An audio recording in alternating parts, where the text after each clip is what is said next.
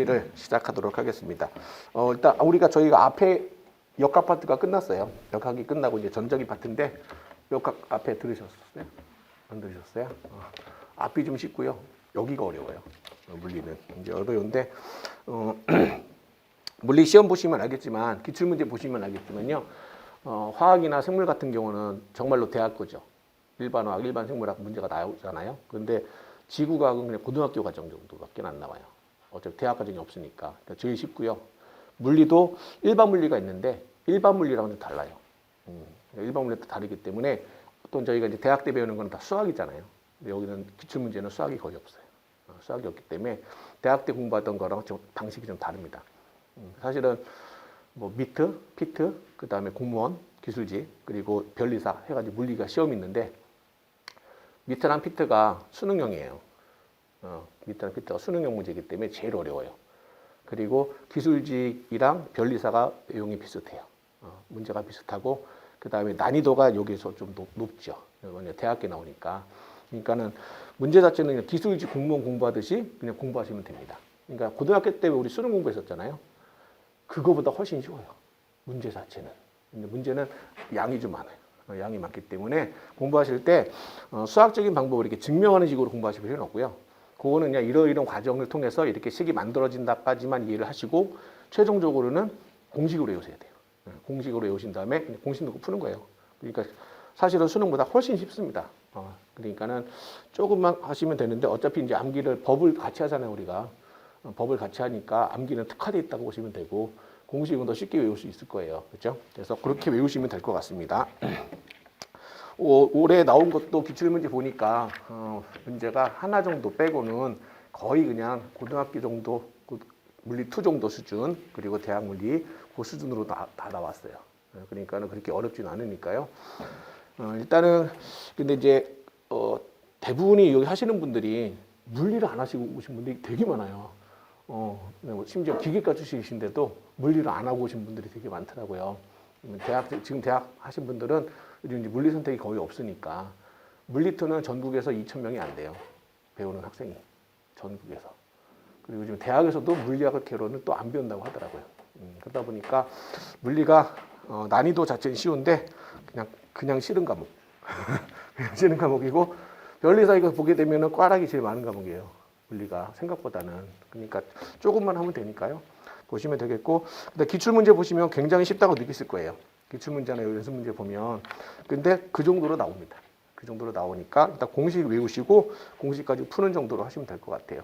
제가 볼 때는 물리는 공식 외우고 기출문제만 제대로 풀어도 꽈락은 당연히 높고요. 한 80점 정도는 나올 것 같아요. 아주 어려운 거 2개 빠려도 80이잖아요. 그러니까는 충분히 쉽습니다. 일단은 꼼꼼하게 좀 해드릴게요. 최대한 꼼꼼하게 하도록 하겠습니다. 최대한. 자, 일단은 10강에서 오늘은 전기장 파트 들어가요. 전기 파트. 전기 파트 들어가는데 일단은 기본 개념만 먼저 잡고요. 거기다 이제 플러스 심화되는 게 있거든요. 플러스 심화되는 것들만 한번 더 추가하도록 하겠습니다. 자, 일단은 여기 이제 기초를 잡게 되면은 첫 번째가 이제 마찰 전기가 있습니다. 마찰 전기가 있어요. 전기를 할 때 우리가 보통 전기의 최초 시초가 이제 마찰 전기거든요. 그러니까 전기가 어떻게 나타났냐면 물체를 갖다가 마찰시키다가 발생을 한 거잖아요. 어떤 경우는 우리가 이렇게 움직이다 보면은 이렇게 딱 부딪혔을 때 정전기가 발생한다고. 정전기. 그 정전기가 바로 마찰 전기예요. 그래서 첫 번째가 중성의 물체가 있습니다. 중성의 물체가 있으면 중성의 물체라는 얘기는 플러스 마이너스가 동수라는 얘기인데 물질을 구성하는 입자는 안에 플러스랑 마이너스가 항상 동수로 들어있단 말이죠. 원자에 플러스가 있고 전자 마이너스가 있단 말이에요. 그랬을 때 그 중성의 물체가 있습니다. 이렇게 중성의 물체가 있는데 2개를 이제 마찰시키는 경우인데 2가지가 있어요. 2가지가. 첫 번째가 동종의 물체를 마찰시킬 때가 있습니다. 동종의 물체. 그러니까 칼과 칼을 부딪힌다든가 돌과 돌을 부딪힐 때요. 그때는 어떻게 되냐? 그때는 전기가 아니고 열과 빛이 나와요. 그러니까 돌을 이렇게 부딪히면 부싯돌 되지 않습니까? 칼과 칼을 부딪히게 되면 반짝반짝 빛이 나면서 뜨거워진다고요. 그죠? 그래서 동종의 물체 마찰시키게 되면 열과 그 다음에 빛이 발생합니다. 열과 빛이. 그 다음에 이제 두 번째는 서로 다른 이종의 물체를 마찰시킬 때가 있어요. 서로 다른.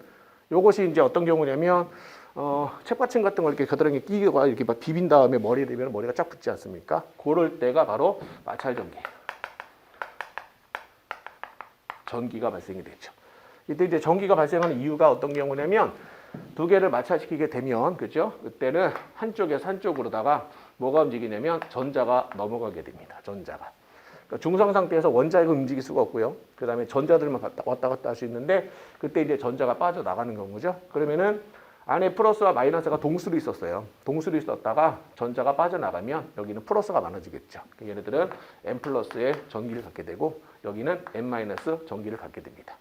그러니까 두 개를 마찰시켰을 때 중성 상태가 교란이 되면서 전자 이동으로 전기를 띠게 됩니다. 이걸 갖다가 우리가 마찰 전기다 하고 이 현상을 우리가 이제 용어로 쓸 때는 두 개를 마찰시켜서 전기를 띠는 현상 하게 되면 그게 대전이다 이렇게 불러주는 거고요.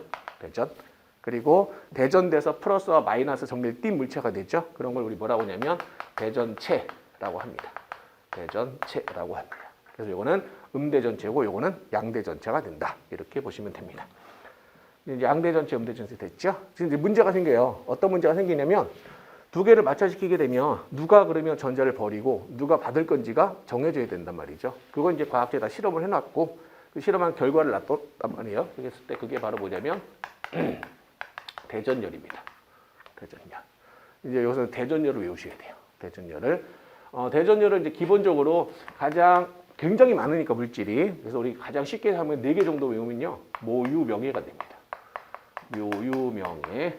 일단은 요 정도 제일 많이 나오는 것들이니까 하시고 그 중간중간에 끼워두시면 돼요. 그죠? 중간중간에 끼워두시면 되는데 이 모피가 털가죽이죠. 유리, 명주, 에보나이트입니다. 에보나이트. 이제 대표적인 것들이 이제 털가죽, 유리, 명주, 에보나이트가 제일 많이 나오는 것들이죠. 한 90% 나오는 건데 문제는 양 끝은 고정이에요.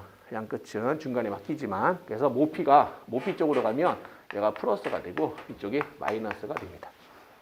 자, 그래서 어떻게 되는 거냐면 예를 들어서 모피와 유리를 마찰시키지 않습니까? 두 개를 마찰시키게 되면 전자가 어디로 넘어가요? 이리 넘어가요. 이리 넘어가서 유리가 마이너스가 되고 얘가 플러스가 되는 거예요. 모피랑 명주를 마찰시키면 마찬가지 전자가 1이 넘어갑니다. 그래서 얘가 플러스고 얘가 마이너스가 돼요. 그러면 대전열 간격이 커지면 어떤 뜻이냐면 전자가 많이 넘어가는 거예요. 클수록. 그래서 두 개를 마찰시킬 때 플러스 값보다 모피와 명주를 마찰시킬 때 플러스 값이 훨씬 더 커집니다. 훨씬 커집니다. 그래서 대전열 간격이 멀수록 전기를 더 많이 발생한다라고 하시면 됩니다. 그래서 이때 대전열 순서를 보시면 되겠고 이 대전열은 나중에 이제 우리 정전기도 할 때 많이 나오니까 기억해 두셔야 됩니다. 그렇죠? 자, 이렇게 해서 기억을 해 두시고요. 그 다음에는 제가 우리 교재에 나온 것보다 좀 더 이행을 좀 많이 할 거예요. 그렇죠? 그래서 두 번째 이제 전하량 보존 법칙이 있어요. 전하량 보존 법칙. 전하량 보존 법칙이 있습니다. 전하량 보존 법칙. 다른 분들은 막 PDF도 쓰고 그러는데 PPT 쓰고 그러는데 제가 컴맹이라 그런 걸 못 써요. 그래서 필기가 많습니다. 필기가 하기 많으니까 전하량 보존 법칙이 됩니다. 어떤 거냐면 예를 들어서 여기 A라고 대전체가 있고요. 여기 B라는 대전체가 있어요. 그죠? 그러면 만약에 얘가 플러스 10쿨롱이다라고 생각할게요. 일단은 이거 또 해야 되죠. 끝도 없어요. 끝도 없어. 일단 지금 이거부터 볼게요. 전기를 떴다고 그랬죠. 전기를 떴을 때 아까 이 모피가 플러스가 많아지고 적어지고 한다고 그랬단 말이에요. 그때 플러스가 많고 적음을 나타내는 걸 우리 뭐라고 하냐면 전기량이라고 얘기를 해줘요. 전기량. 그리고 이 전기량을 다른 말로 뭐라고 하냐면 전하량이라고 씁니다. 이때 전하량을 기호로다가 Q라고 쓰는 거예요. 뭐 스몰 Q도 쓰겠죠. 그랬을 때 여기 지금 나와 있는 이 플러스가 띄었을 때 이걸 이제 우리 뭐라고 하냐면 플러스의 양대전체 이렇게 씁니다. 플러스의 양대전체다라고 쓰고요. 그 다음에 여기를 쓰게 되면은 마이너스의 음대전체다 이렇게 쓰게 됩니다. 음대전체. 그래서 양대전체와 음대전체를 쓰게 된다라고 쓰시면 됩니다. 양대전체와 음대전체. 그때 이제 양대전체와 음대전체가 얼마만큼의 전기를 갖고 있는지를 나타내는 것이 전기량, 전하량이라고 그래요. 그래서 이제 단위는 뭘로 쓰냐? 단위는 쿨롱이라는 단위 쓰죠. 쿨롱이라는 단위. 단위는 쿨롱이라는 단위를 쓴다라고 기억하시면 됩니다. 자, 그 다음에 다시 돌아가서 이제 전화량 보존 법칙을 볼게요. 전화량 보존 법칙이 있는데, 다시 한번 보죠. 자, A가 있고요. 여기 이제 B가 있단 말이죠. B가 있는데, 문제는 여기가 이제 플러스 10쿨롱이 되고, 여기 마이너스 4쿨롱이 있다라고 생각을 할게요. 그러면 얘는 양대 전체고 이제 음대 전체가 되는데, 여기서 이제 중요한 거는 양과 음은 서로 뭐에 힘을 주고받아요. 그렇죠? 양전기와 음전기는 서로 힘을 주고받습니다.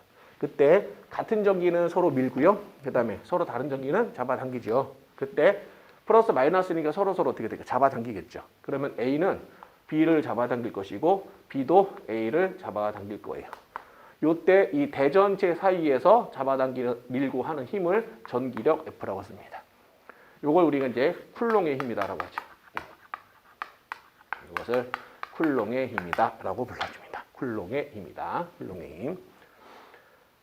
자, 근데 이제 여기서 중요한 거는 우리 앞에서 역학에서 배웠던 거지만 모든 힘에는 공통적으로 힘의 성질이 있죠. 서로 잡아당기는 힘은 작용 반작용 관계이기 때문에 항상 크기가 똑같죠. 그래서 A가 B를 당기는 힘과 B가 A를 당기는 힘은 항상 같다. 그렇죠? A가 B를 당기는 힘과 B가 A를 당기는 힘은 항상 같다. 이렇게 놓으시면 되고요. 그때 요 전기력은 결국 A가 받는 전기력과 B가 받는 전기력이 둘이 똑같죠. 그리고서는 얘네들을 F라고 쓰고요.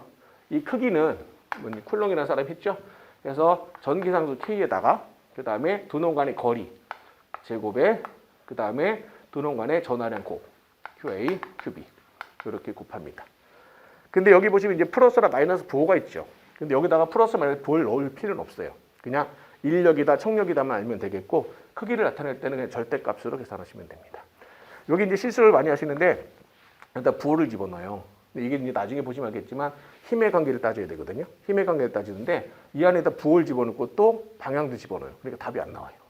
그러니까 방향을 이렇게 화살표로 표시했지 않습니까? 그럼 여기다 절대값만 넣는 겁니다. 요거 계산 앞에서 또 마이너스를 또 넣는단 말이에요. 그러니까는 방향이 틀려져요. 그래서 반드시 계산은 큰 값, 절대값만 쓰시면 됩니다. 자, 그리고 이제 이 비례상수는 우리가 외우는 거 아닙니다. 그죠? K를 값들, 비례상수 값들은 외우는 게 아닌데, K는 얼마냐? 4파이, 숫자로 볼게요. 9 곱하기 10의 9승이 되겠습니다. 9 곱하기 10의 9승. 그리고 이게 쿨롱이죠. 쿨롱이니까 단위가 C제곱이 되겠고요. 그 다음에 이건 거리예요. 그러니까 이거는 미터의 제곱이 됩니다. 이건 단위가 뭐죠? 힘의 단위는 뉴턴이 되겠죠. 그래서 여기 우리가 이쪽 파트는 고등학교 때는 단위가 크게 중요하지 않았는데 이쪽 이제 물리 개론에서는 단위가 무지하게 중요해요. 단위만으로도 시험에 나와요. 단위만으로도 에너지 단위가 아닌 것은 뭐 이렇게 나오기 때문에 단위는 반드시 기억을 하시고요. 그 여기 있는 비례상수라는 게 뭐냐? 두 놈 간의 양을 갖다가 조정을 해주고 그 다음에 단위를 동일하게 맞춰주는 역할을 해요. 우리 물리는 차원, 즉 단위가 같아야지만 계산이 가능합니다. 그래서 이 단위를 맞춰주는 게 굉장히 중요하거든요. 근데 요건 뉴턴 단위고 요거 단위는 뉴턴 단위가 아니에요. 얘랑 얘는 두 개가 비례한다 놓을 수 있어요. 같이 커진다, 같이 작아진다. 하지만 같다고 놓을 수 없단 말이죠. 요게 같으려면은 양적 관계를 환산하면서 단위도 같게 만들어줘야 돼. 그때 쓰이는 게 비례상수입니다. 비례상수 K인데 요 단위가 요거랑 요거랑의 단위 맞춰주려면 뉴턴 나와야 되니까 앞에 뉴턴 빼면 되겠고요. 요거 단위를 지워야 돼요. 그러니까 C제곱분의 미터제곱 이렇게 표시가 됩니다. 그래서 이것이 비례상수 단위다. 이렇게 아시면 되겠습니다. 자, 요거 이제 쿨롱의 힘 아시면 되겠고요. 나중에 보시면 이따 예제를 하겠지만 이 쿨롱행 가지고 이제 이 전화량들을 찾는 문제들이 굉장히 많이 나오니까 요거 이제 보시면 됩니다. 자, 이제 문제는 전화량 보존 법칙이란 말이에요. 지금이 이번에 어떻게 하냐면요, 두 대전체를 이제 접촉했다 떼는 경우입니다. 접촉했다가 떼는 경우예요. 두 개를 접촉했다 떼어내는 경우죠. 그럼 어떻게 되느냐면 이것이 전화량이 달라집니다. 얘가 QA 다시와 QB 다시로 바뀌게 돼요. 그렇죠? 그리고 이제 거리는 똑같이 뭐 R만큼 낮다라고 생각을 할게요. 그렇죠? 그랬을 때 어떻게 달라지느냐? 일단 두 개를 더하시면 됩니다. 더하시면은 플러스 6이 되죠. 플러스 6. 그러니까 이렇게 돼요. 뭐 여자 10, 남자 4, 둘을 붙여서 그렇죠? 합숙시켰더니 4쌍이 날아가는 거죠. 누구만 남습니까? 여자 6만 남죠. 그런 식으로 플러스 10과 마이너스 더하게 되면 두 개를 더합니다. 더해서 반을 나눈 값이에요. 그게 이제 새로운 QA 다시와 QB 다시로 바뀌게 됩니다. 그렇죠? QA 다시와 QB 다시로 바뀌게 됩니다. 자, 그러면 이제 계산이 어떻게 돼요? 플러스 이거 마이너스니까 플러스 6이 되겠죠? 그럼 이건 얼마입니까? 플러스 3. 플러스 3으로 바뀌게 돼요. 그래 놓고서는 아주 간단한 문제가 이런 거죠. 이 두 놈 간에 작용하는 전기력을 F0라고 했을 때, 그렇죠? 두 개를 접촉시킨 다음에 똑같은 거리 두었을 때 이 대전체가 받는 힘은 F0의 몇 배인가? 자, 이런 식으로 문제가 나오는 거죠. 그러면 이제 요거 이제 F 다시가 되니까 이 F 다시는 그대로 써서 K가 되겠고요. 거리는 R제곱 G하고 곱하게 되면 9가 되겠죠. 그럼 결국에 이때 계산하시면 요거는 이제 X에 대해서 F0 가지고 저기 있었죠. 그죠? 그러니까 K에다가 R제곱에다가 저거 곱하면은 40이었습니다. 그죠? 그래서 이제 X를 구하라 그러면 이거 지워지니까 X는 결국에 R제곱도 지워지니까 40분의 9 이렇게 표시가 되겠죠. 맞나요? 9. 40분의 9배, 40분의 9배. 이런 식으로 풀어주시면 됩니다. 틀렸나요? 계산이? F-는. 그죠? F-가 얘죠. 얘는 저놈의 몇 배냐잖아요? 그죠? 그러니까 R제곱분의 9는 K R제곱분의 몇 배냐? 그건 지워졌죠. X는 40분의 9. 맞는데요. 맞죠? 그죠? 맞습니다. 요즘에 더하기 빼기 하도 안 돼가지고 자신감 상실이 됐어요.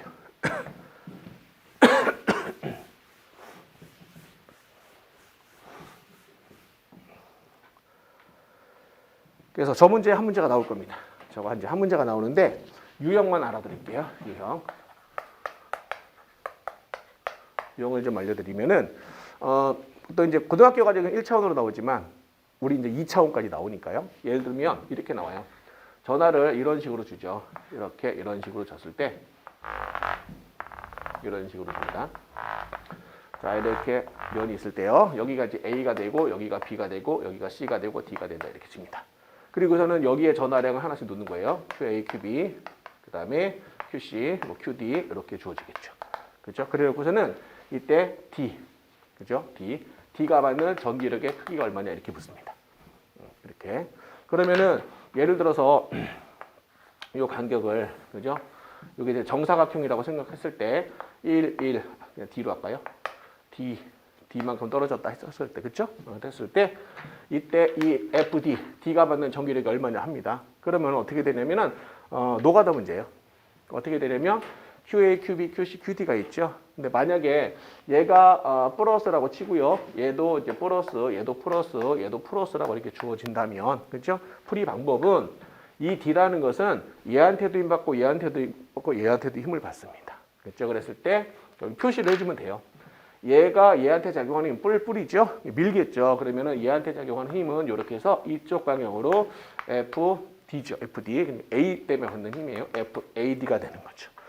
그리고 또 표시를 할 때는 얘죠. C가 뜨면 요거 둘이 간격이니까 얘가 이쪽 방향으로 C가 D한테 작용하는 힘을 표시하시면 되겠고, 그 다음에는 요거 플러스죠. 요거 계산이 되면은 요쪽 방향이겠죠. 요쪽 방향으로 이렇게 주어지게 됩니다. 이쪽 방향으로. 그래서 이것이 B와 D가 돼요. 아이고, B와 D. 그러면 이따 어쨌거나 요거랑 요거를 또 우리가 벡터합을 계산하시면 되죠. 요거 두 놈의 벡터합을 계산하신 다음에 다시 얘하고 더하시면 됩니다. 요 이제 벡터합 계산하는 게 우리가 이제 기본 과정 1에서 했던 것들이고, 그렇죠? 뭐 이건 다 아시죠? 피타고라스 이용하시면 되니까 요런 식으로 풀어주시면 됩니다. 그래서 요 정도 문제도 실제 나왔던 문제예요. 이것도 간단히 나오면 됩니다. 그래서 이렇게 과정을 하나 하시면 되겠고요. 자, 그 다음에는 도체와 부도체 들어가겠습니다. 전기력은 이 정도가 끝났습니다. 이제 도체와 부도체를 잠깐 보시는데, 우리가 보통 이제 전기 전도성을 얘기를 할 때 있죠. 전기 전도성. 요거 좀 하나 더 설명을 하면 전기 전도성이라고 있어요. 전기를 잘 통하니 안 통하니 했을 때 전기 전도성 문제가 있는데, 전기를 잘 통하니 안 통하니는 우리가 뭘로다가 설명을 하는 거냐면 전하 운반체라고 그래요. 전하 운반체. 전기를 운반해주는 전하 운반체 유무로다가 설명을 하는 겁니다. 전하 운반체 유무로다가 비교를 해줍니다. 전하 운반체 유무로. 그러니까 전기를 잘 통하니 안 통하니 그때는 전하 운반체가 있니 없니로 따지게 돼요. 그런데 첫 번째가 우리가 고체 있죠, 고체. 그죠? 고체 물질에서는 전기를 잘 통하니 안 통하니 따졌을 때 우리가 이제 고체에서 전기 잘 통하는 걸 도체라고 부르고 안 통하는 걸 부도체라고 부르거든요. 그러면 고체에서는 어떤 놈 때문에 전기를 통하고 안 통하냐? 바로 자유전자라는 거예요. 물질이라는 건 원래 그 원자핵에 전자들이 무수히 많이 있는데 다 구속돼 있어요. 근데 이제 원자핵에 구속되지 않고 자유롭게 돌아다닐 수 있는 전자들이 있습니다. 그때 그 전자를 자유전자라고 하고 이 자유전자가 있냐 없냐에 따라서 도체냐 부도체냐 나누게 돼요. 그리고 이제 이게 이제 많을 수도 있고 적을 수도 있겠죠. 그러니까 자유전자라는 것은 뭐야? 직접 움직일 수 있는 전자예요. 구속받지 않고. 우리가 나무 같은 경우 있습니다. 그 나무는 도체입니까 부도체입니까? 우리가 알고 있기는 부도체죠. 전기 안 통하잖아요. 근데 엄밀히 따지면 통해요. 통합니다. 그래서 전기를 통하냐 안 통하냐는 결국 전자가 움직일 수 있니 없니예요. 그런데 나무를 우리가 부도체라고 했을 때는 그것도 조건이 있는데 우리 일상생활의 전압 쪽이에요. 일상생활 전압에서는 안 통하죠. 100V, 200V는 안 통해요. 하지만 벼락을 맞으면 어떻게 되죠? 벼락을 맞으면 나무가 쩍쭉해지죠. 그 얘기가 플러스 마이너스 전위차 때문에 쭉 이렇게 전자가 가속이 돼요. 그러면은 그 전자가 나무를 지나갑니다. 지나갈 때 실제 잘 못 움직이죠. 근데 그 전자가 강제로 지나가면서 열도 하고 빛도 나면서 나무가 팍 쪼개져요. 그때는 전기가 통하는 거예요. 그러니까 사실 우리가 이제 도체냐 부도체냐를 따졌을 때 전기가 통하냐 안 통하냐를 따졌을 때는 항상 뭐가 조건, 어떤 조건이 들어가냐면 똑같은 물질에도 전압 조건이 들어가요. 전압 조건이. 전압에 따라 달라집니다. 전압에 따라서. 그래서 왜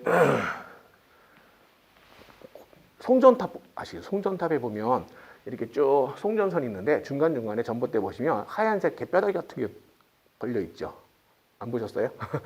이제 보세요. 전봇대 보시면 하얀색이나 갈색 도자기처럼 생긴 이렇게 생긴 게 있어요. 이게 이제 절연체라는 거예요. 절연체.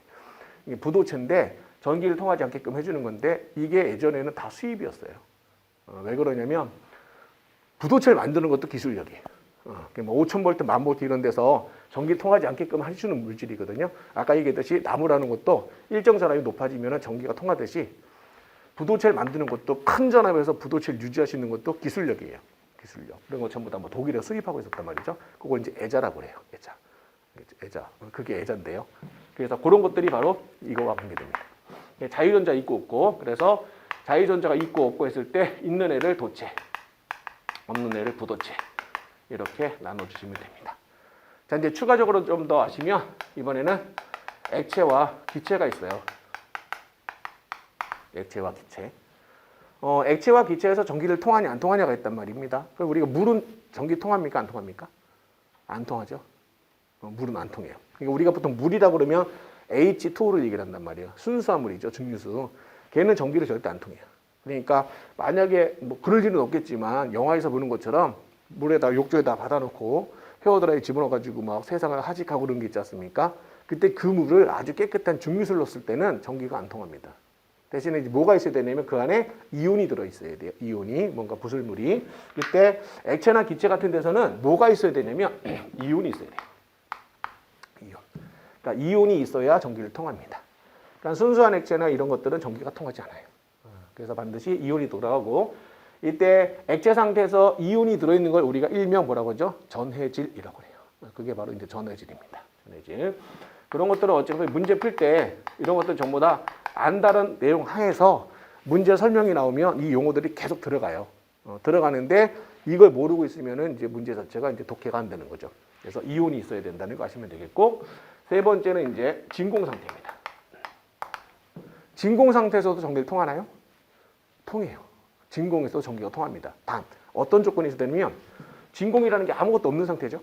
근데도 전기가 통하는 경우가 있어요. 어떤 경우냐? 바로 예전에 썼던 진공관이에요. 진공관. 진공관 알아세요? 모르세요? 제가 너무 오래돼가지고. 그 에디슨이 발견한 거잖아. 그 진공관이, 그러니까 지금의 트랜지스터가 있죠. 트랜지스터 원조가 진공관이에요. 얘네들은 양쪽에 뭐 이렇게 금속판이 이렇게 있어가지고요. 아무것도 없습니다. 그리고서 나중에 전자를 가게 돼 금속이 빨갛게 달궈지면서 전자가 팍 튀어나가요. 그게 전기가 통합니다. 이제 오디오 마이니아 같은 경우는 진공관 앰프를 많이 씁니다. 아주 비슷한 것들. 무슨 얘기냐면 금속에서 열을 받으면 전자가 튀어나가요. 그때 전자가 움직여서 전기를 통하게 합니다. 그걸 갖다가 열전자라고 해요. 열전자, 열받은 전자죠. 열전자. 이런 것들이 바로 전기 전도성과 관계된다라고 알아두시면 됩니다. 참고로 했고요. 자, 그러면 됐죠? 자, 그리고 이제 전기 전도성에서 도체, 부도체 됐습니다. 자, 근데 여기서 이제 또 알아둘 게 이제 정전기도예요. 정전기도. 정전기도도 문제가 잘 나옵니다. 정전기도 이 파트에서 잘 나오는 파트인데, 정전기도는 어떤 경우냐면요. 첫 번째, 이게 이제 전기력하고 연결이 되는 겁니다. 정전기도는 일단 첫 번째가 이제 도체하고 대전체 사이에서 일어나는 현상이에요. 도체와 대전체 사이에서 일어나는 현상입니다. 도체는 아까 뭘 갖고 있다고 그랬죠? 자유전자를 갖고 있다고 그랬죠? 그래서 대전체는 전기빛 물체였고, 그럼 예를 들면 이런 거예요. 이렇게 어떤 도체가 있고요. 여기 대전체가 있다고 치겠습니다. 이게 만약에 플러스 대전체라고 치겠습니다. 플러스 대전체면 얘가 이제 플러스 Q라고 칠까요? 플러스 Q? 아니, 숫자로 합시다. 플러스 10을 할게요. 그러니까 플러스가 10개가 많다는 얘기죠. 자, 이게 도체입니다. 이 도체는 이 안에 전기적으로 중성이기 때문에 플러스와 마이너스가 동수로 들어있어요. 근데 플러스라는 원자 핵 안에 들어있거든요. 그러니까 골고루 들어있어요. 플러스는. 그 전자들도 골고루 퍼져 있습니다. 그러니까 얘네들은 플러스와 마이너스가 균질하게 섞여 있기 때문에 전기가 안 보여요. 중성이라는 상태, 이 상태가. 그런데 중요한 거는 플러스와 마이너스 중에 누구만 움직이죠? 마이너스만 움직여요. 마이너스만. 그러면 잘 보세요. 요 근처에다가 플러스를 가까이 되면요. 플러스는 마이너스를 끌어당기는 전기력이 생겨요. 플러스는 밀고 마이너스를 당기겠죠. 근데 플러스는 움직이지 못해요. 그러니까 누구만? 마이너스만 당기게 됩니다. 근데 문제는 플러스로부터 아까 얘기했죠. 대전체가 힘을 주는 건 전기력이에요. 전기력은 거리 제곱에 반비례죠. 가까울수록 힘이 더 세집니다. 그래서 이 플러스에 가까운 쪽 애들은요. 전자를 끌어당겨요. 전자를. 그래서 플러스 쪽으로 전자가 끌어당겨요. 전자가 끌어당기게 되면 여기에 골고루 있던 전자들이 이쪽으로 끌어당겨집니다. 최대 몇 개 끌려올까요? 10개 끌려옵니다. 최대 10개. 최대 10개가 끌려요. 최대 10개가 끌려와요. 근데 이 안에 전자가 별로 없으면 10개가 다 못 끌려올 수도 있어요. 그죠? 한 5개, 6개밖에 못 끌려올 수도 있습니다. 근데 플러스 10인데 여기가 마이너스 12가 될 수는 절대 없어요. 그러니까 무슨 얘기냐면 여기 대전체 전하량보다 여기에 끌려오는 전기량은 작거나 같습니다. 작거나 같다.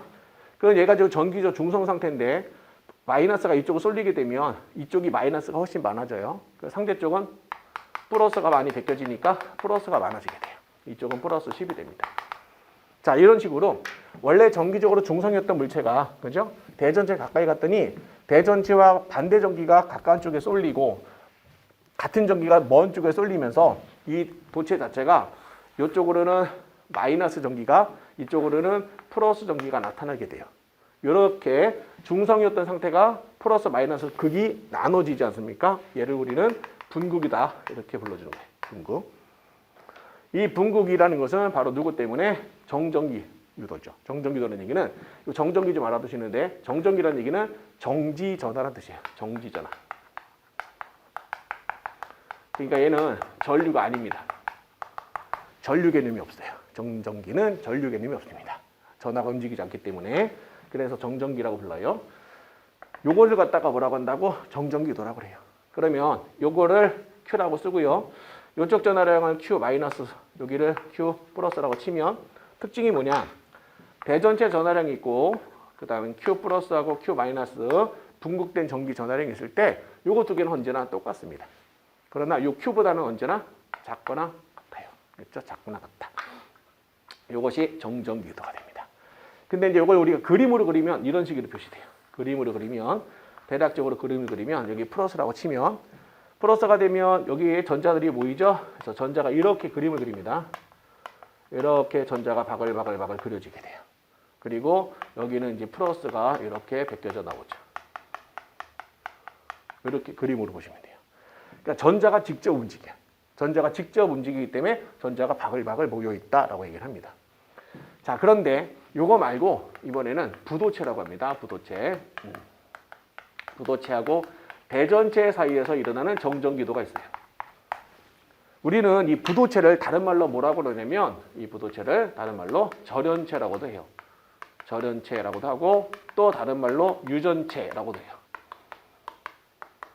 절연체 또는 유전체라고 합니다. 그러면 이 부도체는 아까 뭐가 없다고 그랬죠? 자유전자가 없어요. 자유전자가. 그럼 전자가 없냐? 전자는 있습니다. 전자는 플러스나 마이너스 동수로 들어있단 말이죠. 근데 이제 자유롭게 돌아다니는 전자만 없어요. 그럼 얘는 어떤 일이 벌어지냐면 이렇게 돼 있을 때 대전체가 져요. 맞죠? 여기는 전자가 플러스한테 전기력을 받아요. 전기력을 받는데 직접 움직일 수는 없어요. 직접 움직일 수는 없고 원자핵 바깥에 전자가 이렇게 왔다 갔다 돌고 있습니다. 구속이 돼서. 근데 저쪽에 플러스가 나타나지 않습니까? 그럼 어떻게 되죠? 전자가 플러스 쪽으로 이렇게 끌려가요. 끌려가서 전부 다 방향이 다 바뀌게 됩니다. 방향이. 만약에 저쪽 바깥에 우리가 정우성이가 지나가면 창과 밖에 쫙 몰리잖아요. 사람들이 나가지 못하고. 그런 것처럼 이쪽에 플러스가 몰리게 되면 전자들이 이쪽으로 쭉 배열이 도해요. 그래서 플러스가 이렇게 동수로 쭉쭉쭉 들어있을 때, 그죠? 이때 전자들이 이쪽으로 이렇게 한쪽으로 배열이 바뀝니다. 배열이 바뀌게 돼요. 배열이. 그럼 결과적으로 어떤 일이 벌어지냐면 얘네들은 바깥쪽으로 마이너스 전기가 나타나고 이쪽 바깥쪽으로는 플러스 전기가 나타나게 돼요. 이때 우리는 이쪽에 이제 마이너스가 나타나고 이쪽에 플러스가 나타난다 그래서 여기를 마이너스 델타 표시를 하고요. 여기다 플러스 델타 표시를 하게 돼요. 근데 이제 앞으로 우리가 전기를 쓸 때 마이너스 플러스라고 안 쓰고 델타 표시를 할 때는요. 이게 뭐냐면 미소량이라는 뜻이에요. 약하게 나타난다는 뜻이거든요. 그래서 마찬가지로 마이너스 플러스가 분극된다라고 얘기를 해줍니다. 분극된다. 그런 이제 그림으로 보게 되면은 이런 식으로 나타나죠. 얘는 그림으로 그려주면 이런 식으로 플러스 마이너스의 배열 형태로다가 주어집니다. 배열 형태로 이렇게 주어지게 됩니다. 배열 형태로. 아시겠죠? 그러니까 얘보다는 얘가 전기가 약해요. 훨씬. 분극이 되도록 훨씬 약합니다. 그렇죠? 그래서 이것이 되는데 이걸 이제 다른 말로 뭐라고 하냐면 부도체 사이에서 일어난 정전기도기 때문에 이 유전체라고 그랬죠? 그래서 이름을 따로 얘기해서 뭐라고 하냐면 유전분극이라고 합니다. 유전분극. 있죠? 유전분극.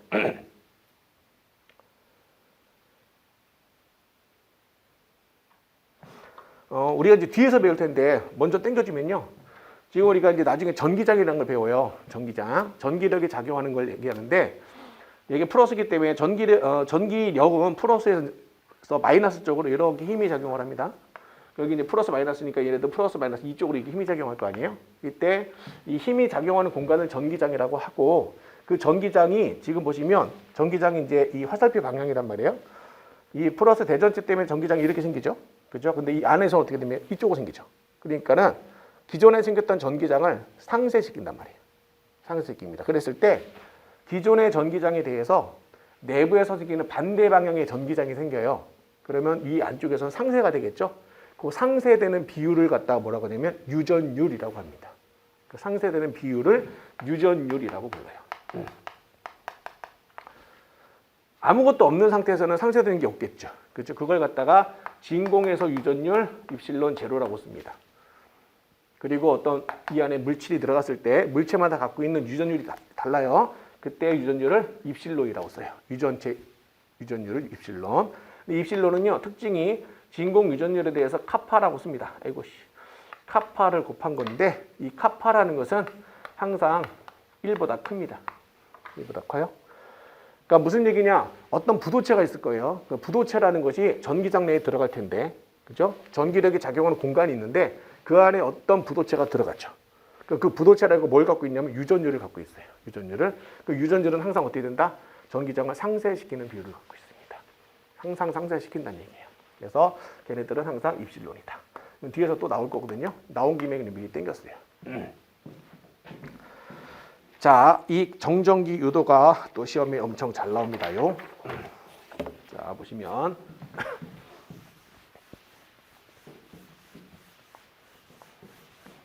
보시면 이 정전기도로다가 우리가 이제 푸는 문제가 바로 검전기예요. 검전기입니다.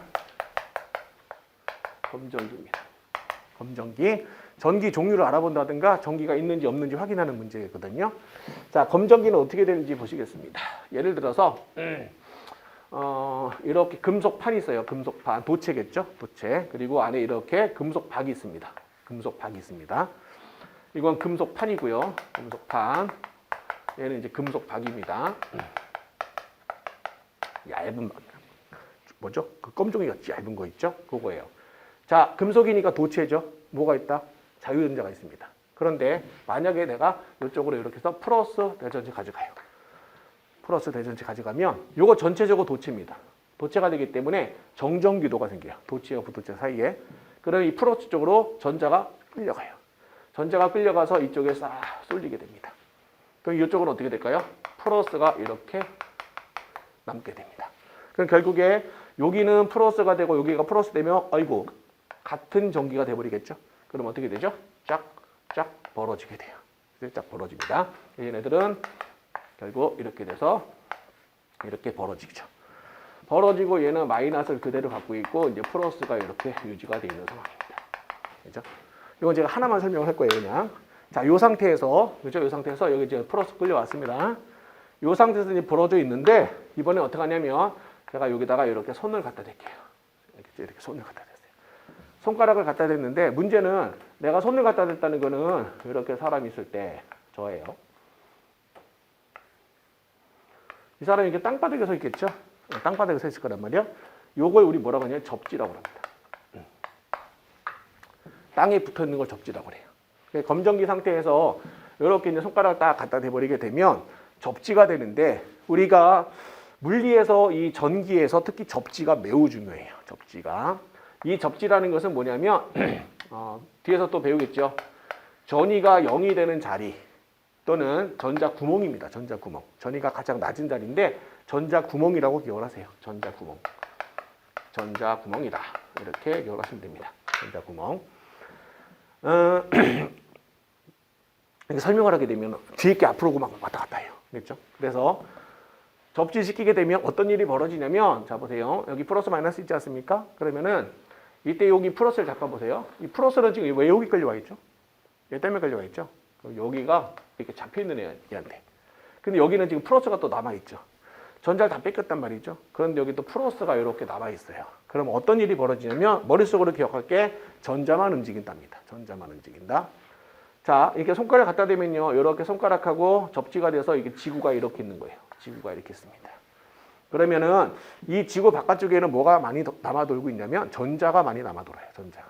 전자들이 와 굉장히 많이 퍼져 있단 말이에요. 근데 여기 뭐가 돼 있죠? 플러스가 돼 있죠. 그러면은 얘네들이 접지된 구멍을 통해서 전자를 빨아들입니다. 이렇게. 전자를 빨아들여요. 접지가 전자 구멍이라고 그랬죠. 이 전자 구멍이라는 게 전자가 나가기도 하고 들어가기도 하는데요. 그랬을 때 바깥쪽에 플러스가 생겨버리게 되면 전자를 끌어당깁니다. 전자를 끌어당기니까 이쪽에서 끌어당기면은 얘네들이 자기가 필요한 전자기수만큼은 끌어당겨요. 그래서 여기다 끌어당겨서 착착착착 을 만들어요. 잃었던 전을 다시 받으니까 그냥 전기가 얼마가 될까요? 0이 돼버리죠. 전기가 0이 돼버려요. 그러면 이제 어떤 일이 벌어지냐면 이렇게 돼서 전기가 사라지니까 다시 오므라듭니다. 이렇게. 그리고 여기는 다시 마이너스가 이렇게 되고 이쪽으로 이렇게 플러스가 대전되는 상황이에요. 그렇죠? 접지가 되는 상황이고 여기가 전기가 사라지면 그 다음부터 전자가 들어갈까요? 안 들어갑니다. 더 이상 안 들어가요. 항상 플러스 마이너스가 똑같아질 때까지 움직이기 때문에 이 상태에서 이제 어떻게 되느냐? 다시 이제 손을 치워보죠. 손을 치우고 다시 대전체 없애버리죠. 없애버리게 되면 마이너스가 남는단 말이에요. 근데 중요한 거는 마이너스 전자는 같은 전기입니까? 다른 전기입니까? 같은 전기죠. 같은 전기인 청력이에요, 인력이에요? 청력이 적용해요. 되게 중요하죠. 같은 전기가 놓이게 되면 서로 청력이 작용한단 말입니다. 청력이 작용한다는 얘기는 서로 싫어하는 거예요. 싫어하는 놈은 최대한 어떻게 될까요? 최대한 멀리 있으려고 해요. 그러니까 얘네들은 최대한 멀리 있기 위해서 전부 다 퍼져버립니다. 전부 퍼져버려요. 전부 퍼져가지고 다시 벌어집니다. 이렇게 마이너스가 돼서 다시 벌어지게 되죠.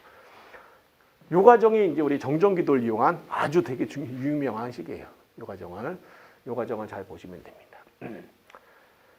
자, 그럼 이제 여기서 하나 나온 것이 이제 뒤에서 또 나올 텐데 지금 보시면 얘는 대전체죠. 전기가 들어가서 마이너스로 전기를 띈 거 아닙니까? 그 얘네들은 이제 마이너스가 들어갔는데 마이너스 전기가 이 겉에 표면에 쫙 퍼지지 않습니까? 그렇죠? 그랬을 때 여기서 중요한 게 이건데 뒤에서 한번 더 할게요. 이 대전체에 전기가 들어가면 이 안에 있는 대전체 전기는 그렇죠? 마이너스든 플러스든 최대한 어떻게 된다? 멀리 있으려고 해요. 최대한 멀리 분포합니다. 최대한 멀리 분포하려고 합니다. 최대한 멀리. 그렇죠? 그러다 보니까 가까이 있는 꼴을 못 보겠죠? 그럼 예를 들어서 구형이 있습니다. 내가 여기다가 플러스 전기를 갖다가 쏟아 부었어요. 그럼 어떻게 될까요? 플러스가 이렇게 존재할 수 있을까요? 절대로 안 돼. 가까이 있으니까 최대한 멀리 갈 수 있는 방법 어떻게 될까요? 어떤 중심으로부터 최대한 멀리. 그렇죠? 최대한 멀리니까 저 뭐 표면에 저 뭐 표면에만 들어갑니다. 내부는 들어갈 수가 없어요. 내부는 들어가지 않고 그래서 어떤 대전체가 있으면 전화 갖다 쏟아 부어. 그럼 어떻게 됩니까? 전부 다 표면에만 존재합니다. 표면에만. 자, 그거 이제 뒤에서 또 다 정리해놨으니까 그때 또 보시면 되겠고. 자, 이번에 이제 하나를 더 볼게요. 하나 더 보는데, 자, 이번에는 이렇게 보겠습니다. 좀 다르게 그려야지. 이렇게 해서 만약에 이렇게 있다 치겠습니다. 여기는 지금 절연체입니다. 절연체, 전기가 안 통한 절연체 위에다가 도체를 올려놨어요. 저 도체를 올려놨습니다. 그리고는 어떻게 되냐면 얘를 이렇게 이번에는 마이너스 대전체 가져가세요. 마이너스 대전체. 마이너스 대전체가 되면은 이때는 어떻게 되냐면 가까이 있는 마이너스는 청력을 받아가지고 쫙 밀립니다. 그래서 이쪽에 다 쏟아져 나가요. 그리고 이쪽에는 상대적으로 플러스 전기가 이렇게 나타나게 됩니다. 플러스 전기가. 자, 그러면은 이쪽이 플러스가 되고 마이너스가 되니까 분극됐죠. 이게 이제 정전기도입니다. 자, 근데 여기서 또 하나 문제가 다시 이번에 우리가 이렇게 접지를 시켜요. 접지를. 자, 이렇게 다시 접지를 시켰습니다. 접지를 시키게 되면 지구와 만나죠. 자, 그러면 접지를 시켜버리게 되면 결국 얘는 뭐다? 구멍이 됩니다. 근데 여기서 문제가 항상 마이너스 기준에서 움직이셔야 됩니다. 여기 왜 마이너스가 여기 왜 와 있을까요? 얘 때문에 와 있는 거죠. 이 마이너스 때문에 이 꼴 보기 싫어. 최대한 멀리 가야지 하고 이쪽에 와 있는 겁니다. 그런데 내가 접지시켜버리게 되면 뭔 일이 벌어지냐? 전자 구멍이 생기는 거죠. 그럼 어떻게 될까요? 더 멀리 갈 수 있겠죠. 더 멀리 갈 수 있기 때문에 이렇게 지구가 이렇게 있으면 저 지구가 있으면 이 전자는 접지된 균형을 통해서 최대한 멀리 갈 수 있다고요. 지구 바깥으로 빠져나가요. 지구 바깥으로 빠져나가면은 지구 바깥으로 최대한 멀리 퍼질 수 있단 말이죠. 근데 지구 크기가 어마무시하게 크지 않습니까? 그죠? 그러니까 이게 뭐 전자 10마리다 치면은 거의 뭐 미국, 태평양, 하와이 뭐 이렇게 하나씩 떨어져 나간단 말입니다. 그래서 거의 다 사라지는 거예요. 그래서 우리는 접지가 되면 전기가 사라진다라고 얘기하는 거예요. 전기가 사라진다. 그러니까 전자라는 거는 아주 게을러 빠져가지고 전자는 자기가 갈 수 있을 때 저항이 없이 쉽게 갈 수 있는 자리를 무조건 통과하게 돼요. 그 자리가 접지돼요. 접지. 그래서 이것이 우리 일상생활에서 늘 사용되는 거죠. 예를 들면은 베란다 뒷베란다에다가 세탁기를 돌리면 세탁기는 전기 사용하지 않습니까? 전기 코드를 꽂아놓으면요. 세탁기는 본체 안에 전기가 흐르고 있어요. 작동을 안 시켜도 흐르고 있단 말이죠. 그 상태에서만 물이 묻어있는 상태에서 살짝 만지게 되면 누설전류라고 하는데 그 세탁기 본체에서 이렇게 흘러내리고 있는 전기가 내 몸에 들어와가지고 감전됩니다. 그래서 우리는 항상 그 바깥에서 쓰는 전기기구는 반드시 뭐합니까? 접지를 시키게 돼 있어요. 접지를. 세탁기 보시면 뒤에 접지선이 있거든요. 그 접지선을 빼서 수도꼭지에다가 이렇게 말아주셔야 돼요. 그거 아니면 이제 길게 빼가지고 바닥에다 늘어놓는데 바닥에 늘어놓으면 안 될 수도 있거든. 뭐 다른 데 이렇게 올려나갈 수 있으니까 제일 좋은 건 수도꼭지에다가 반드시 말아주셔야 됩니다. 그랬을 때는 우리가 이렇게 만지더라도 접지된 균형과 내 손을 통해서 둘이 나갈 수 있는 구멍이 생겨요. 근데 나는 일단 신발도 신고 있고, 그죠? 내가 손이 보송보송하게 되면 저항이 크기 때문에 전자가 못 와요. 대신에 접지선은 금속을 통해서 지면까지 연결되어 있기 때문에 전부 글로 빠집니다. 전자라는 건 되게 게을러 빠져가지고 딱 접지시켰을 때 접지선하고 둘이 있으면 지가 가장 가기 쉬운 쪽으로 다 빠져나갑니다. 그러니까 접지선을 통해 다 빠져나가게 돼요. 그러니까 감전될 위험이 적죠. 나중에 여러분이 혹시 세탁기 쓰실 때 반드시 접지선 됐나 안 됐나 보세요. 빨래하다 뒤지는 수가 있어요. 그렇죠? 감전돼가지고. 그래서 요게 도체, 요걸 알아두시면 됩니다. 자, 여기서 이제 포인트 하나가 있습니다. 대전체가 대전이 될 때는 전기가 퍼져나가는데 어떻게 퍼진다?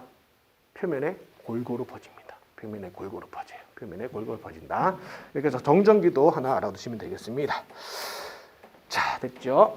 그 다음에 물리학개론에서는 잘 언급이 안 되는 게 있어요. 물리학개론에서는 잠깐 언급이 되는데, 왜냐면 물리학개론은 개정이 없어요. 신기하게도 고등학교 과정에 물리는 계속 개정이 되죠. 과학이 바뀌니까 뭐 AI도 들어가고 별의별 다 들어가지 않습니까? 근데 대학 교재는 개정이 없어요. 신기하게도. 그죠? 옛날 게 그대로 배운단 말이죠. 그래서 요걸 좀 알아두시는데, 도체 안에서, 그죠? 고체 전기전도성에서 바로 도체 방금 있죠? 그리고 반도체가 있었죠? 그리고 부도체가 있어요. 요거 성질 좀 추가로 좀 알아두세요. 그렇죠? 도체와 반도체와 부도체 성질만 하나 좀 추가로 하시면 되겠습니다. 고체들의 전기 전도성에 따라서 도체냐 반도체냐 부도체냐인데, 아까 우리가 배운 거는 도체였죠. 자유전자를 갖고 있는 것들. 부도체는 자유전자가 없다고 했었죠. 전기를 잘 통하는 물질이었고, 이건 전기를 잘 안 통했단 말이에요. 전기를 잘 통하는 거를 우리는 전기 전도성이 크다, 전기 전도성이 작다라고 합니다. 그런데 도체와 부도체의 중간 성질을 갖고 있는 게 있습니다. 그게 바로 반도체죠. 지금 이제 반도체 세상이니까. 자, 이때 이제 이 고체들의 전기 전도 설명을 하기 위해서 우리가 배웠던 이제 스펙트럴 에너지 T라는 게 들어가요. 에너지 T. 그렇죠. 기체들의 에너지 T는 배우신 적 있죠. 기체 원자 보시면은 전자들이 있단 말이에요. 그 전자들이 에너지를 갖고 있는데 그 전자가 전부 다 같은 에너지 같지는 않아요. 다 달라요. 그래서 전자가 가지는 에너지가 특정 에너지가 다 정해져 있단 말이죠. 근데 전자가 가질 수 있는 에너지를 에너지 준이라고 하고, 걔가 이제 주양자수에 따라서 N1, N2, N3 쭉쭉 들어가 있단 말이에요. 그걸 우리가 에너지 T라고 합니다. 에너지 준이라고 그래요. 준이. 근데 그 에너지 준이라는 거는 원자 하나에서 따져요. 원자 하나에서 따지는데, 고체가 돼버리면 원자가 무수히 많이 붙죠. 기체 상태에서는 원자와 원자를 만날 일이 없어요. 거의 뭐 별과 태양 이 정도 수준이란 말이죠. 근데 고체가 돼버리면 원자가 아주 가까이 붙어버려요. 그럼 어떻게 되냐면 원자들이 갖고 있는 전자들이 서로 영향을 주기 시작을 합니다. 그럼 결국에 전자가 이원의 에너지를 갖고 있으면 얘도 이원을 갖고 있어요. 근데 이제 재밌는 거는 전자라는 놈이 같은 에너지를 갖는 애들이 동시에 존재할 수가 없어요. 그게 이제 파울리 베타울리라고 합니다. 그러면 저기 멀리 있는 애들은 이원, 이온이 서로 영향을 주지 않기 때문에 독립적 갖고 있어요. 이게 붙어버리지 않습니까? 둘이 딱 붙어버리면 천상천하 유화 독존이에요. 이원은 하나밖에 존재할 수 없어요. 그러니까 둘이 이원이 돼버리면 얘네들이 같이 있을 수는 없으니까 조금씩 차이를 둡니다. 이원이 조금 차이를 두는 거예요. 같이 존재하기 위해서. 그때 이원이 무수히 많은 이원이 있겠죠. 그 무수히 많은 이원들이 조금씩 차이를 두고 이렇게 일정한 구간을 갖게 됩니다. 구간을. 그게 바로 뭐냐면 에너지 T라고 해요. 고체 상태에서 에너지 준위가 에너지 T로 바뀌어요. 에너지 T로. 에너지 T로. 자, 그냥 바로 그냥 쉽게 예를 들어 볼게요. 나트륨이라고 있습니다. 자, 나트륨은 원자 번호 몇 번이죠? 11번이죠. 전자가 몇 개죠? 11개지 않습니까? 그러면 나트륨이라는 것은 전자가 11개인데 그 11개가 그냥 다 아무렇게 존재하는 게 아니고, 항상 예전에 배웠듯이 E1, E2, E3에서 여기 2개, 여기 8개 이렇게 하나씩 찹니다. 그렇죠? 요게 이제 전자간 에너지 준이었어요.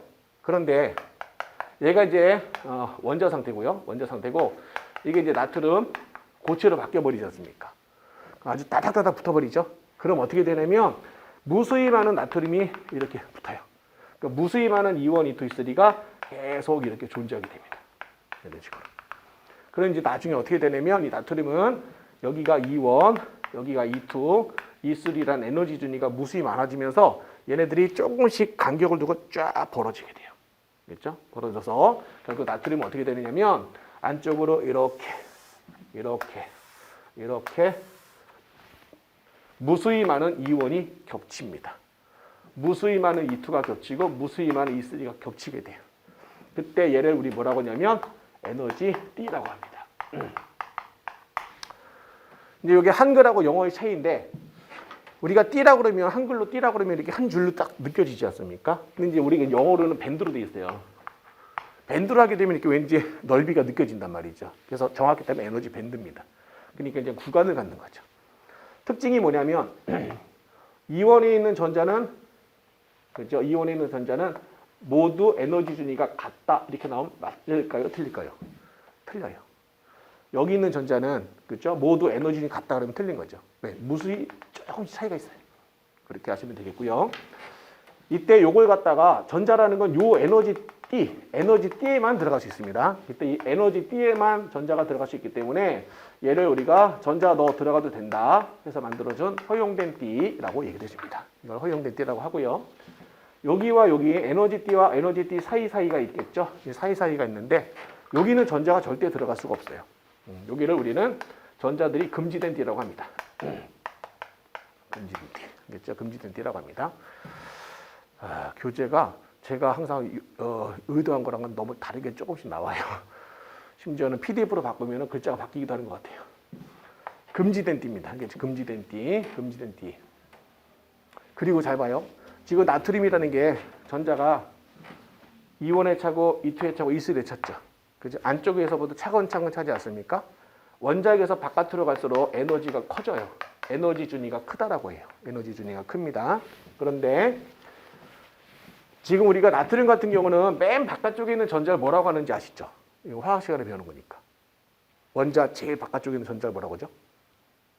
최외각 전자 또는 원자가 전자라고 하지 않습니까? 그렇죠? 그래서 에너지 띠 중에서 에너지가 제일 높은 애들 있죠. 전자가 채워진 에너지 띠 중에서 에너지가 제일 높은 애들, 걔를 우리가 뭐라 하냐? 원자과 전자가 들어있는 애다 그래서 원자과 전자띠라고 합니다.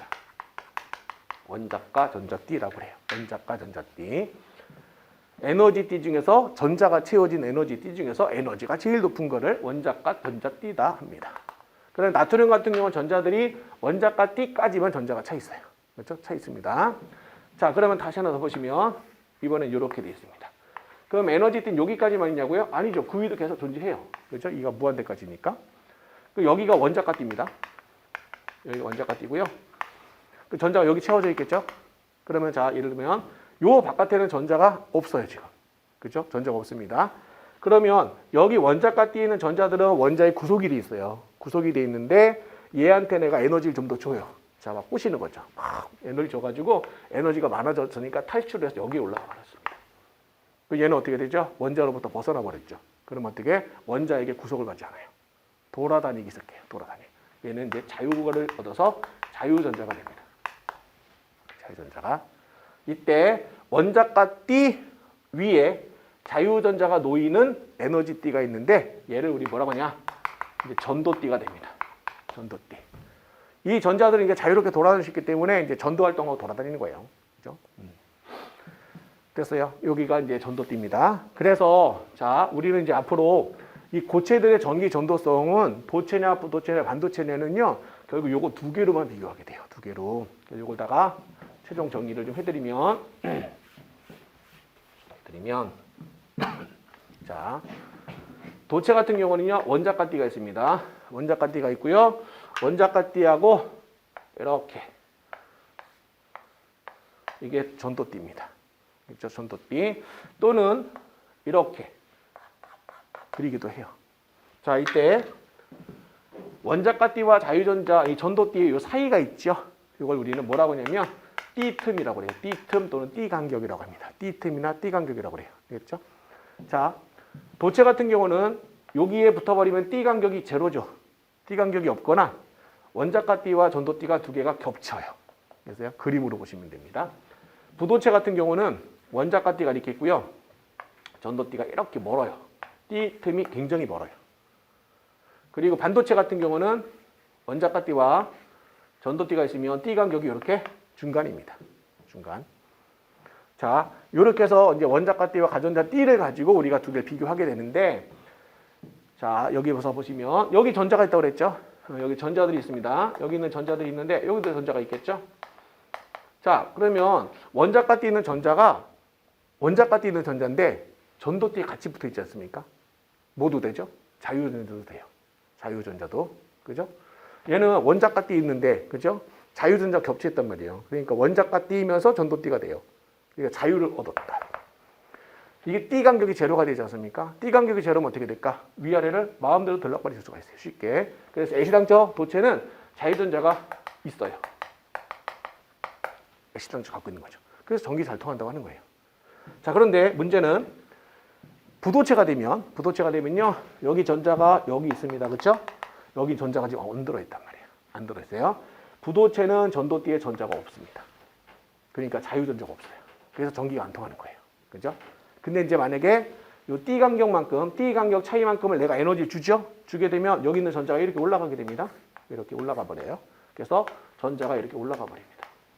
올라가 버려요. 여기서 이제 중요한 것이 이 마이너스가 우리 고체 상태에서요. 전자라는 것은 우리 계란판을 생각하시면 돼요. 계란판.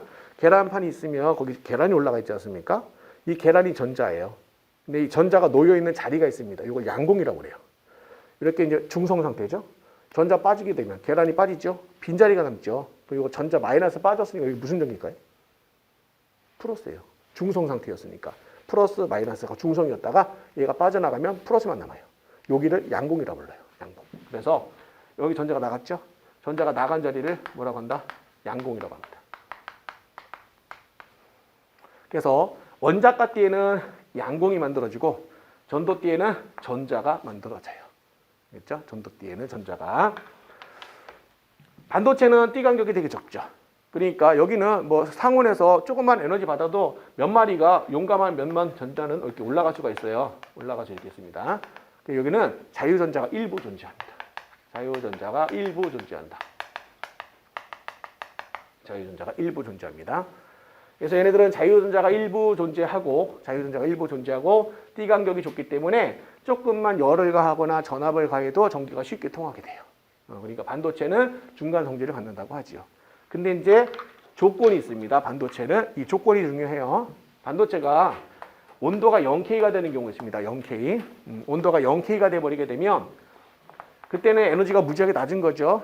그때는 얘네들은 누구랑 똑같아지냐면 부도체인 절연체와 같아집니다. 반도체도 0K가 돼버리면 부도체와 같아져요. 부도체와 같아진다는 얘기는 여기 전자가 없어지는 거예요. 전자가 없어져요. 그렇죠? 전자가 없어져요. 그렇게 해서 기억을 하시면 됩니다. 그럼 결국에 우리가 고체들이 전기를 잘 통하니 안 통하니는 결국 뭘로 보는 거냐면 바로 원자가띠와 전도띠 띠 간격으로 비교를 해요. 띠 간격. 띠 간격이 넓으면 부도체. 그죠? 그 다음에 띠 간격이 좁으면 반도체. 붙어 있거나 겹치면 도체가 됩니다. 그리고 도체는 애시당초 자유전자가 있고요. 전도띠에 전자가 있고요. 반도체 일부 존재합니다. 하지만 0K가 되면 존재하지 않아요. 그리고 얘네들은 없습니다. 그죠? 이렇게 기억을 하시면 됩니다. 그래서 요거 가지고 우리가 두 개를 비교하니까 이제 시험 문제 같은 경우 이런 식으로 나올 거예요. 원자가띠와 전도띠가 주어졌을 때 예를 들어서 이렇게 나와서 기역, 니은 이렇게 나올 거 아닙니까? 니은이 뭐라고요? 양공. 요거는 자유전자. 이렇게 보시면 됩니다. 그래서 여기서 올라갈 때는 에너지가 높다. 이렇게 표시를 합니다. 그래서 요거를 알아두시면 되겠고. 자, 여기가 지금 우리가 전기 전도성 문제니까 하나 더 보겠습니다. 전기가 잘 통한다의 반대말이 뭐예요? 안 통하는 거죠? 전기 안 통한다는 게 뭐예요? 저항이에요, 저항. 그래서 우리가 저항을 또 하나 보겠습니다. 전기가 안 통하는 정도죠. 이번에는 온도입니다. 온도. K라고 칠까요? 자, 이제 온도와 저항 관계에서 보시면 되는데, 봅시다. 우리가 고체에서는 자유전자가 있을 때 전기가 잘 통한다고 했고요. 자유전자가 많으면 전기가 아주 잘 통하는 거예요. 얘는 자유전자가 있고 일부 있고 없었죠. 그죠? 얘는 전기가 잘 통하겠죠. 그죠?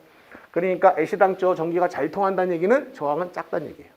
그러면 저항이 가장 큰 값, 작은 값, 중간 값, 작은 값이 있어요. 이게 누구겠습니까? 큰 거니까 부도체가 되겠죠. 여기 중간이니까 반도체가 될 것이고 얘는 도체가 됩니다. 부도체, 반도체, 도체가 됩니다. 자, 그 다음부터 이제 머리 쪽은 좀 생각을 해야 되는데 이번에 내가 열을 가해줘요. 열을 가하게 되면 열을 가하면 이 안에 있는 전자가 에너지를 받겠죠. 그렇죠? 에너지 받게 되면은 에너지를 받은 것만큼 운동 에너지가 커져요.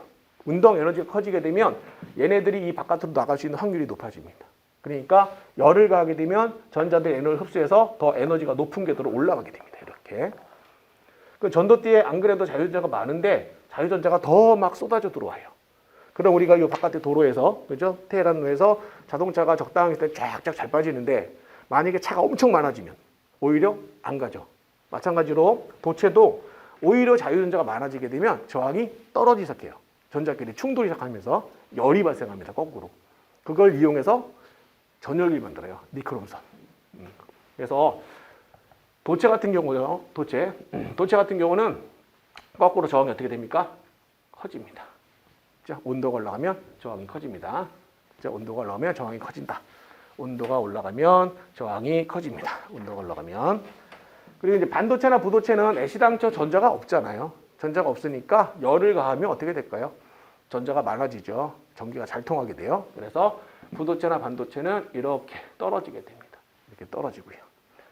똑같은 도체와 같은 그래프인데 이렇게 떨어진 데가 있습니다. 이렇게. 그럼 무슨 얘기냐? 여기서 뭐가 되죠? 저항이 0이 돼버렸죠. 저항이 0이 돼버려요. 그렇죠? 이때 온도를 우리가 TC, 임기온도라고 그러거든요. 그래서 특정 온도에서 전기 저항이 0으로 떨어지는 물질도 있습니다. 그걸 우리 뭐라고 하냐면 그 유명한 초전도체라고 합니다. 초전도체라고 합니다.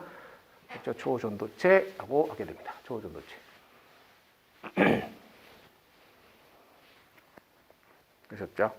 여기가 이쪽 파트가 심화예요, 심화. 심한데 미리 당겨서 하도록 합니다. 됐죠? 이렇게 정리하시고요. 마지막으로 딱 하나만 더 하고 됐습니다. 여기가 이제 140쪽에 나와 있는 건데 반도체가 있습니다. 우리가 이제 반도체라는 것은 두 개로 나눠집니다. 첫 번째가 이제 고유 반도체가 있어요. 고유 반도체. 고유 반도체라는 것은 이제 순수 반도체라고 해요. 순수 반도체. 저예요, 제. 도체와 부도체 중간 물질 있죠? 쟤를 얘기를 해주는 거예요. 이때 고유 반도체가 누구냐? 바로 14족 원소들이에요. 14족 원소들. 14족이 누군지 아시죠? 그죠? 바로 실리콘. 옛날에 이제 게루마늄이라고 했는데 저마늄이라고 하죠. 실리콘과 저마늄 두 개가 있습니다. 실리콘과 저마늄이 있습니다. 14족. 그래서 이제 고유 반도체는 14족에 실리콘과 저마늄이 있다라고 하시면 되겠고 얘네들이 고유 반도체고 저런 특성을 갖고 있습니다. 그런데 고유 반도체는 도체보다는 전기가 잘 통하고 부도체보다는 전기가 안 통해요. 아니 거꾸로다. 도체보다는 전기가 안 통하고 부도체보다는 전기가 잘 통하죠. 중간이니까. 그죠? 그런데 이 고유 반도체를 다시 이 안에서 다시 전기 전도 좀 더 높이려고 바꾼 게 있어요. 그게 바로 뭐냐면 불순물 반도체예요. 불순물 반도체입니다. 불순물 반도체. 자, 그걸 갖다가 이제 불순물 반도체라고 하는데 요거 좀 생각해 보세요. 아까 우리가 전자하고 이렇게 됐으면 고체 안에 전자가 차 있게 되면 이렇게 계란판처럼 생각을 하시면 되거든요. 이렇게 돼서 여기 이제 계란이 전자입니다. 이렇게. 계란판에 전자가 다 차 있죠, 지금. 근데 얘는 움직일 수가 없지요. 그죠? 움직이지 못해요. 그런데 이 전자를 움직일 수 있는 방법은 계란을 계란판과 상관없이 바깥에다 놓아서 얘를 일로 움직이면 되죠. 계란 직접 움직이면 되겠죠? 이게 자유전자예요. 이게 자유전자. 그 다음에 두 번째는 어떤 경우냐면은 계란판에 전자가 놓여 있어요. 자유전자는 없지만 계란판에 전자가 놓여 있어가지고 여기 이렇게 중간에 비어 있다고 생각을 해보세요. 그죠? 비어 있습니다. 여기 뭐라고 했죠? 이게 플러스 양공입니다. 그러면 만약에 여기 계란판이 비었으면 이 전자를 내가 이쪽 굴리면 어떻게 되죠? 떼굴 굴러갈 수 있겠죠. 얘가 이거 떼굴 굴러가 여기 오게 되면 여기 비어있던 양공이 이쪽으로 와 있는 거죠. 결국에 실제로는 얘는 움직이지 않아요. 움직이지 않지만 계란이 떼굴 굴러가게 되면 계란이 이 자리를 메꾸면서 이동하면서 빈자리가 이쪽으로 이동하는 것처럼 보이겠죠? 결과적으로 전자가 움직이지 않습니까? 이게 전류예요. 이게 전류. 전자가 움직이면 전류가 되는 거예요. 그때 전자가 직접 움직일 수도 있죠. 이게 이제 도체죠, 도체. 이번에는 전자가 놓인 자리인 양공을 갖다 비워놓는 겁니다. 양공을 비워버리게 되면 그 양공 자리에 전자가 이동을 하면서 전류가 흐를 수 있어요. 그때는 이 양공이 반대로 움직이는 것처럼 보이겠죠. 그래서 결국 무슨 얘기냐면 전기를 잘 통하게 전기를 통하게 할 수 있는 방법이 두 가지가 있다는 얘기예요. 첫째가 직접 자유전자를 만들어서 움직일 수도 있고요. 이번에는 양공을 만들어서 전자가 이동할 수 있는 자리를 만드는 경우가 있습니다. 양공을 만드는 경우가 있어요. 양공을. 그래서 이 반도체에서는 전하 운반체가 이제 다시 두 개가 됩니다. 반도체에서는 전하 운반체가 자유전자와 양공 두 개가 되는 거예요. 이때 자유전자를 만들어줄 수도 있고 양공을 만들어서 전기를 운반할 수 있다는 얘기죠. 자, 그거를 이제 어떻게 하냐? 둘로 나눠지는 겁니다. 바로 P형 반도체하고 N형 반도체 둘로 나눠집니다. 그러니까 P형 반도체는 이런 겁니다. 우리가 이제 14족 같은 경우는 실리콘은 무슨 결합하죠? 탄소와 같잖아요. 탄소와 같으니까 공유 결합하죠. 그죠? 그러면 순수 반도체는 결합 상태가 이렇게 주어져요. 실리콘들이 이렇게 있으면 이렇게 전부 다 공유 결합을 하죠. 그죠? 공유 결합을 하는데 P형 반도체는 어떤 경우냐면 이 안에 실리콘 대신에 뭐를 첨가하느냐? 13족 원소를 첨가시킵니다. 13족 원소를 첨가시켜요. 13족 원소를 첨가시키게 되면 중간에 실리콘이 바뀌죠. 이렇게 바뀝니다. 얘네들은 지금 전자를 이렇게 하나씩 해 두고요. 13족은 최이각 전자가 몇 개죠? 3개죠. 3개. 그러면은 여기에 전자가 붙고 여기 전자가 붙고 여기 전자가 붙고 여기는 전자가 못 붙죠. 그죠? 3개밖에 없으니까. 여기는 전자가 놓일 수 있는 빈자리가 생겨요. 이게 뭐죠, 이게? 이게 양공이에요. 양공. 그래서 13족을 첨가시켜서 양공을 만든 다음에 이 자리를 통해서 전자를 움직일 수 있어요. 얘를 P형 반도체라고 합니다. 그래서 P형 반도체는 양공을 만들어서 전기를 운반시켜주는 애들입니다. 이때 13족이 아시지만 뭐 붕소 같은 거 있죠? 붕소 같은 것들이 있고요. N형 반도체는 어떤 경우냐? 자, 마찬가지로 실리콘 이렇게 반도체가 있으면, 그죠? 반도체가 이렇게 있으면요. 역시 마찬가지로 이렇게 공유 결합을 하고 있습니다. 그렇죠? 공유 결합을 하고 있을 때 이번에는 어떻게 하냐? 여기다가 15족 원소를 첨가시켜줍니다. 15족 원소를 첨가시켜요. 15족 원소를 첨가시키게 되면 이 자리에 15족이 들어가요. 15족. 자, 그리고 여기 이제 실리콘이죠. 자, 어쨌거나 얘들이 실리콘이 전자를 공유합시다. 전자를 내놨고요. 그리고 얘네들이 이제 얘가 전자를 공유할게요 하고 이렇게 결합을 했는데 얘 몇 개 갖고 있습니까? 5개 갖고 있잖아요. 4개를 써서 공유를 다 했죠. 그 뭐예요? 전자 하나가 남지요. 그 남은 전자 버려요. 그죠? 결합을 안 하니까 얘는 어떻게 버림받았으니까 대신 어떻게 돼? 마음대로 돌아다닐 수가 있습니다. 결국 자유전자가 됩니다. 자유전자가 됩니다. 자, 이렇게 순수 반도체한테 15족을 첨가시켜가지고 이번에 뭘 만들었나요? 자유전자를 만들었죠.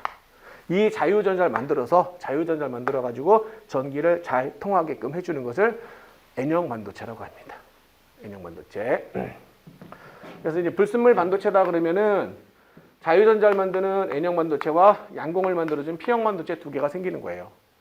그래서 이때 우리는 이제 이 NP 불순물 반도체를 가지고 2개를 접합시키면은 이렇게 NP형 PN 접합 다이오드라는 게 생기는 것이고, 그 다음에 3개를 접합시키게 되면 PNP 또는 NPN TR 트랜지스터가 생기는 거예요.